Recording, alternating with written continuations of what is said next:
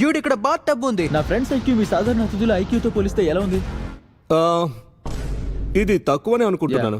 మనం 2 అంతస్తుల కిందకు వెళ్తాం. ఇది లోయర్ పాయింట్ అనుకుంటా. మనం ఇప్పుడు 5 అంతస్తుల కింద ఉన్నాం. ఇది వంటగది, ఎంటర్టైన్మెంట్ ప్లేస్. కానీ దీంట్లో అత్యుత్తమం ఏంటో తెలుసా? ఇది ఒక క్లబ్. ఇతను నిజానికి 5 అంతస్తుల కింద పార్టీలు ఇస్తాడు. బహుశా నోలన్ని ఇన్వైట్ చేయలేదనుకుంటా.